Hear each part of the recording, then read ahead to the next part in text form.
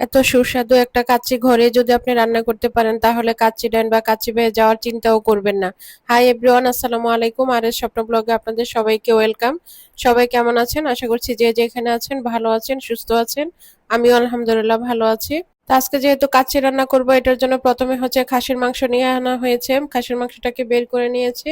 তো কাচ্চির সাইজ করে আর কি মাংসটাকে আনা হয়েছে। তো এখন হচ্ছে যে মাংসটাকে ভালো করে ধুয়ে ক্লিন করে নিয়ে আসছে। খাসির মাংসের মধ্যে কিন্তু অনেক পশম থাকে, তাই ভালো করে আর কি ক্লিন করতে হয়। প্রথমে দিয়ে দিলাম আমি স্বাদ অনুযায়ী লবণ, তারপরে দিয়ে দিলাম আমি ধনিয়ার গুঁড়া, তারপরে দিয়ে দিলাম আমি মরিচের গুঁড়া। আমি 2 কেজি মাংস নিয়েছি, ওই অনুযায়ী আর কি মশলাগুলো দিয়ে দিচ্ছি। দিয়ে দিলাম 1 টেবিল চামচ আমি গরম মশলার গুঁড়া। তারপর আদা রসুনের পেস্ট আমি দিয়ে দিচ্ছি। সবকিছু আর কি 2 কেজি মাংসের পরিমাণে আর কি আমি দিয়েছি। এখানে দিয়ে দিলাম আমি বাদাম পেস্ট। এখানে চীনা বাদাম, কাঠবাদাম, কাজু বাদাম একসঙ্গে পেস্ট করা আছে। তারপরে দিয়ে দিলাম আমি কাঁচা পেঁপে খোসা সহকারে আর কি আমি এখানে পেস্ট করে নিয়েছি। এটা দিয়ে দিলাম, এখানে 3 টেবিল চামচের মতো ছিল। আর এটা দেওয়ার ফলে হচ্ছে যে মাংসটা খুব তাড়াতাড়ি আর কি সফট হয়ে যাবে।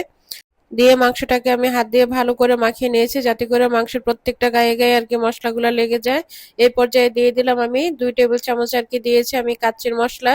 আর দিয়েছি 3 টেবিল চামচ আর কি আমি বাদাম পেস্ট। এখানে হচ্ছে যে কাজু বাদাম, কাঠবাদাম আর হচ্ছে যে চীনা বাদাম একসাথে আর কি পেস্ট করে নিয়েছি। সাথে দিয়ে দিলাম পেঁয়াজ বেরেস্তা, দিয়ে দিয়েছি টমেটো সস, দিয়ে দিয়েছি আমি একটু টেস্টিং সল্ট। রেস্টুরেন্ট গুলোর মধ্যে কিন্তু টেস্টিং সল্ট আর কি ব্যবহার করে, তাই আর কি আমিও দিয়ে দিয়েছি। আর এরকম একটা কাচ্চি আপনি যদি ঘরে রান্না করতে পারেন, রেস্টুরেন্টে গিয়ে কাচ্চি খাওয়ার কথা ভুলেই যাবেন। তো আমি মাংসটাকে আর কি ম্যারিনেট করে রেখে দিয়েছি। তো আমি বেশিক্ষণ রাখতে পারছি না, 2-3 ঘন্টার জন্য হলে রাখবেন আপনারা। আর সারা রাতের জন্য রাখতে পারলে আরো বেশি ভালো। বাসায় যদি মেহমান আসে তাহলে রাতের আমার কি ম্যারিনেট করে মাংসটাকে রেখে দিবেন নর্মাল ফ্রিজে। তার মধ্যে আমি আলুটার মধ্যে আর কি এভাবে করে কেটে নিয়েছি। কেটে নিয়ে তারপরে লবণ আর হচ্ছে যে আমি জর্দার কালার দিয়ে তারপরে মাংসটাকে আর কি মাখিয়ে নিয়েছি। এখানে হচ্ছে আমি শাহি জিরা, এলাচ, দারচিনি এগুলো আর কি দিয়ে দিয়েছিলাম। সাথে আমি এখানে চিনিও দিয়ে দিয়েছি। এতে করে আলুটা অনেক বেশি মজার হবে। তো আমার আলুটা আর কি ভাজা হয়ে গিয়েছে, আমি মিডিয়াম আঁচে আর কি আলুটাকে আর কি ভেজে নিয়েছি।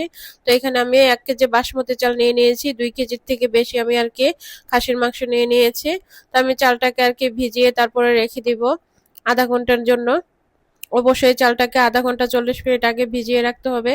তো আমি চালটাকে আলতো হাতে আর কি ভিজিয়ে আর কি ধুয়ে নিচ্ছি।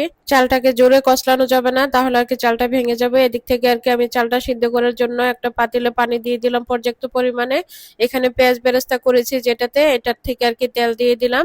তারপরে আর কি আমি গরম মশলা, দারচিনির ঠেঙ্গা, তেজপাতা, শাহি জিরা, এলাচ, দারচিনি সবকিছু আর কি দিয়ে আর কি পানিটা লবণ দিয়ে বসিয়ে দিয়েছি। পানিটা উতরানি আসলে তারপরে দিয়ে দিব আর কি আমি চালটা। এদিকে আর কি আমি ইনস্ট্যান্ট মাওয়া তৈরি করে নিচ্ছি।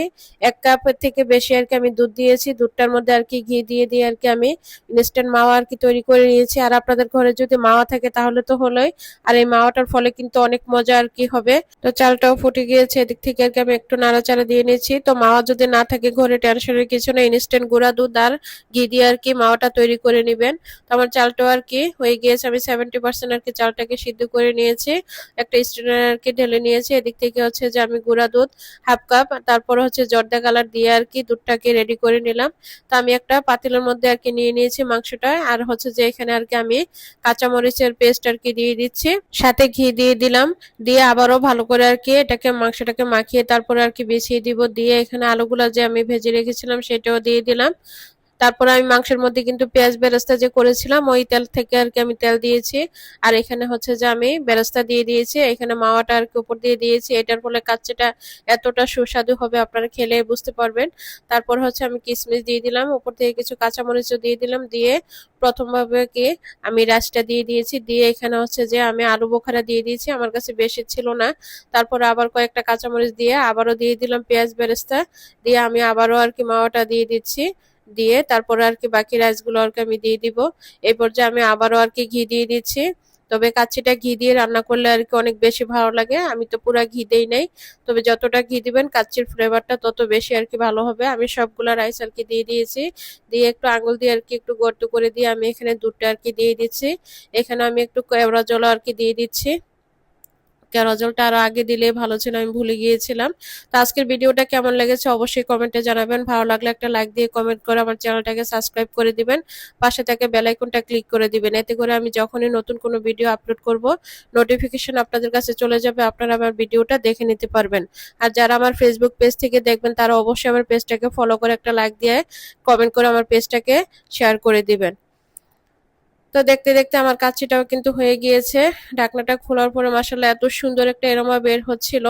তো আপনারা তো আর শুনতে পাচ্ছেন না, আমি শুনতে পাচ্ছি, তাই আমি বুঝতে পারছি আলহামদুলিল্লাহ দেখতে যতটা সুন্দর হয়েছিল, যতটা স্মেল আসছিল, খেতেও আলহামদুলিল্লাহ ততটাই আর কি লোভনীয় হয়েছে, খেতেও মজার হয়েছিল। তো দেখতে দেখতে আমার ভিডিও শেষ পর্যায়ে চলে আসছে। সবাই ভালো থাকবেন। আসসালামু আলাইকুম।